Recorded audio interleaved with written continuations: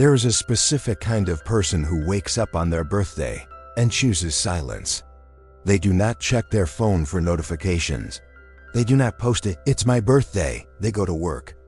They run their errands. They buy their own coffee. If a coworker asks, "What are you doing for your birthday?" they offer a polite, rehearsed shrug. Nothing much. It's just a normal day. To the outside world, this looks like stoicism. It looks like maturity. Look how low maintenance they are, people say. Look how grown up, but the human brain is wired for ritual. We mark the seasons. We mark the harvest. We mark the passage of time.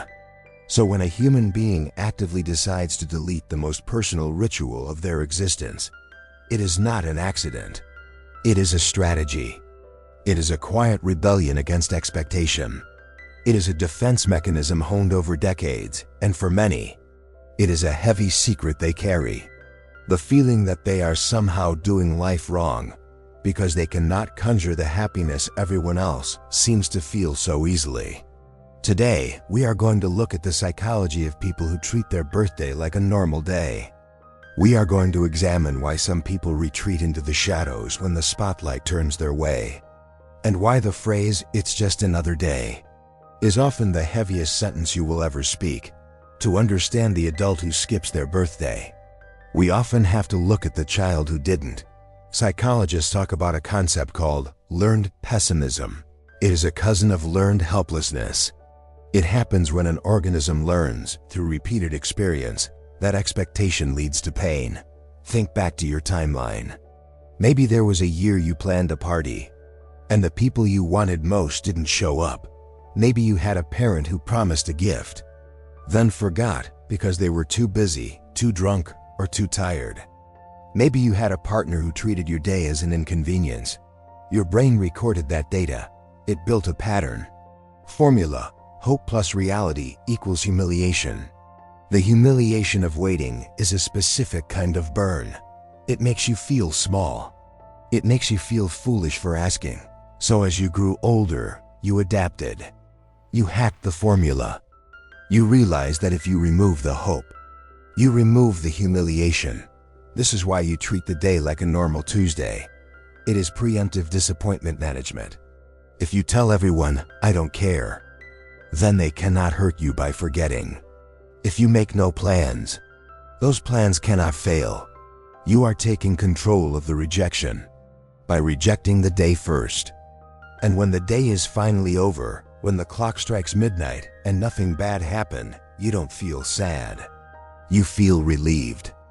You survived another year without opening the door to pain. But here's what the strategy doesn't tell you. Relief isn't the same as satisfaction. And safety isn't the same as peace. You protected yourself. But protection has a cost. You just don't see it because you're measuring success by what didn't happen, not by what did.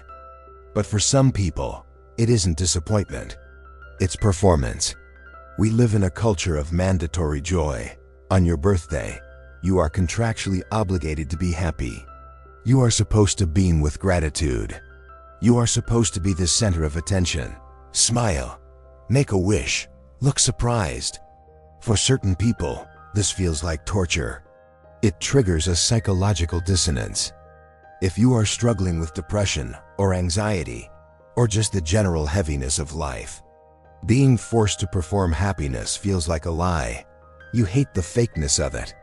You hate the coworkers who ignore you for 364 days, suddenly bringing you a cupcake because HR told them to. You hate the small talk. You hate the feeling that you are, on stage, performing the role of the birthday person. So you skip the birthday to preserve your integrity. You would rather have a genuine, quiet day where you feel okay than a loud, fake day where you have to pretend to be ecstatic. You treat it like a normal day because a normal day is real. And for you, reality, even if it's boring, is always better than a performance. But there's a trap here too, because authenticity can become its own performance. The person who says, "I don't celebrate birthdays," is also making a statement, also signaling something. You're performing non-performance.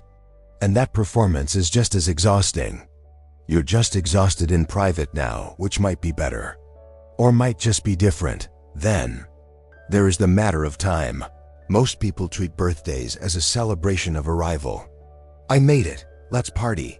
But for the reflective mind, a birthday is a reminder of departure. In the 1950s, the psychologist Erik Erikson mapped out 8 stages of human development.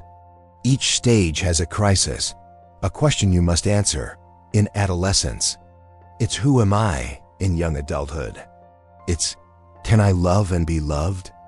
But in midlife, the crisis becomes, am I generative or stagnant? Am I creating? Am I contributing? Am I building something that will outlast me? Or am I just existing? A birthday forces you to answer. And if the answer is stagnant, the cake tastes like failure. Psychologists call this temporal self-awareness. On a random Wednesday in March, you can forget that you are aging. You can get lost in the distractions of the present. But a birthday is a checkpoint. It forces you to look at the odometer. It forces you to conduct an existential audit. You look at the gap between who you are and who you swore you would be by now. I am 30. Why do I still feel like a child? I am 45. Why am I still renting? I am 60.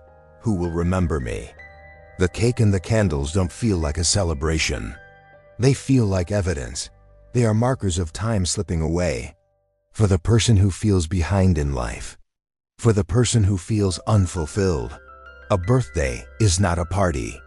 It is a deadline that you missed. So the normal day strategy is a way to mute the clock.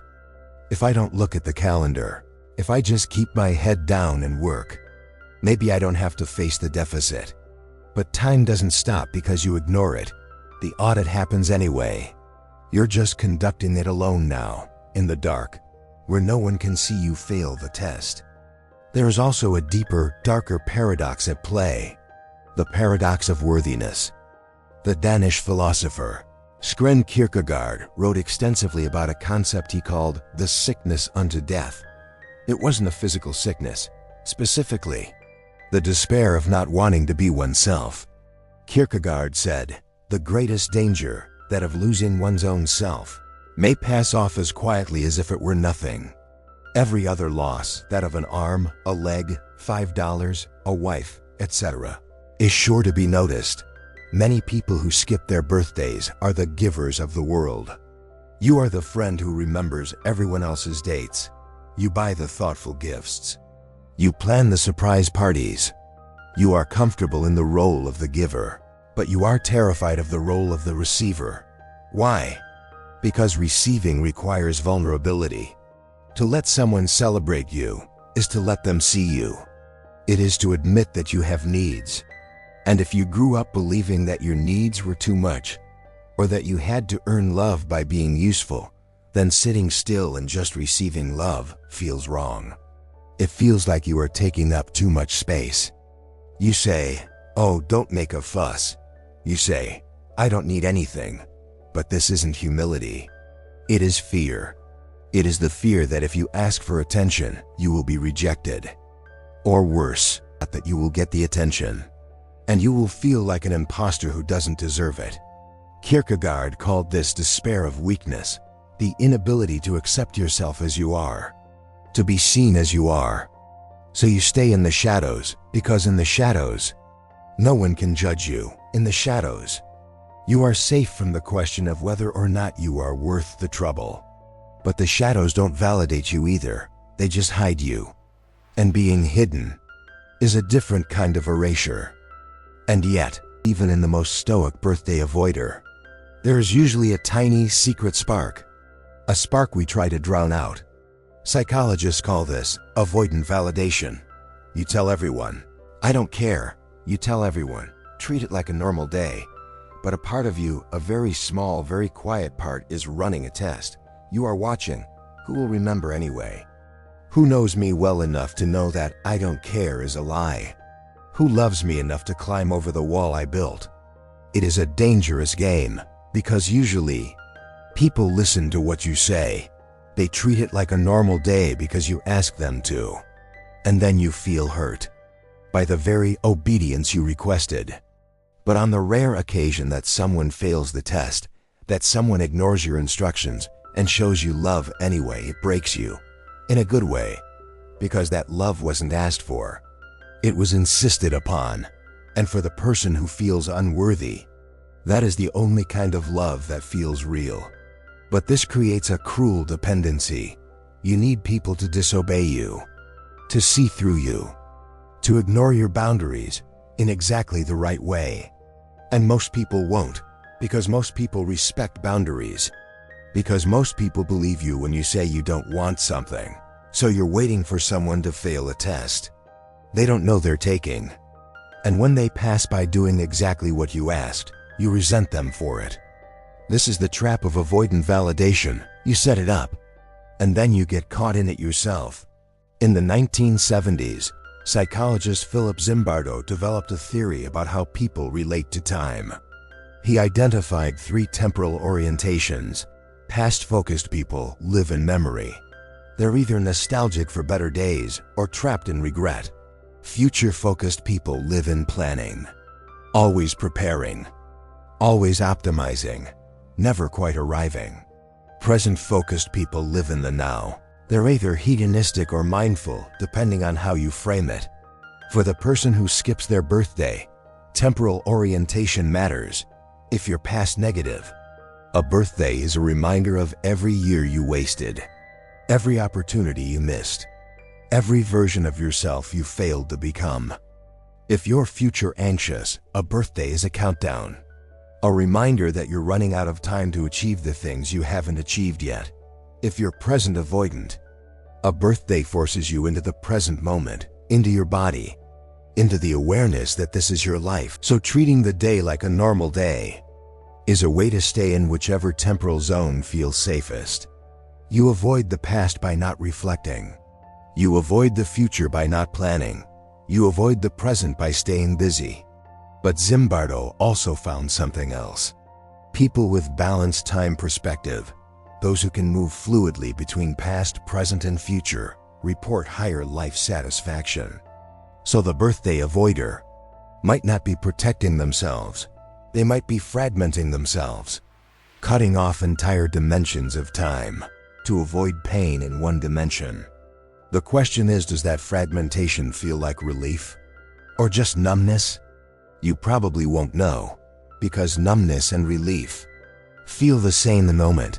So what does this mean? It means some people treat their birthday like a normal day because hope failed them. Some do it because performance exhausts them. Some do it because time judges them. Some do it because visibility terrifies them. And some do it because they're running a test no one knows about. Or maybe all of these at different times, for different reasons, in different years. The pattern stays the same. The explanation changes. You tell yourself, this year, I just don't feel like celebrating.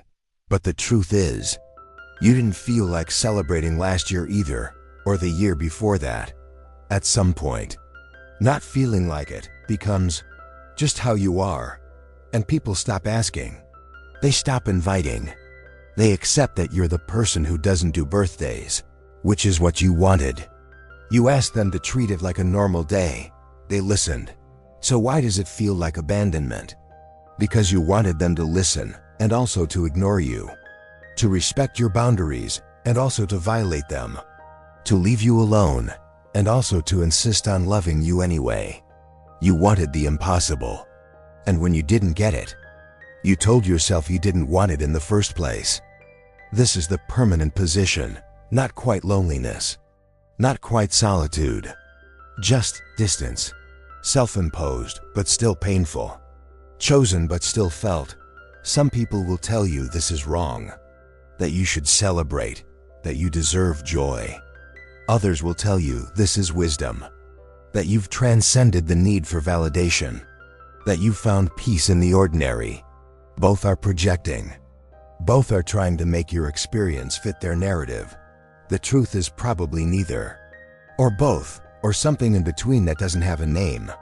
You treat your birthday like a normal day, and on most days that feels fine. manageable, safe. But on some days, usually the day itself, it feels like you've erased yourself. Like you've become so good at not needing things that you've forgotten how to want them. And tomorrow, you'll go back to normal. The relief will return. The discomfort will fade. Until next year, when the date comes around again, and you'll make the same choice for the same reasons, or different reasons that feel the same. The day will pass, like it always does, and you won't remember if it felt sad or peaceful or numb or fine. Just that it's over, and that usually, that's enough. Until it isn't, and then it is again.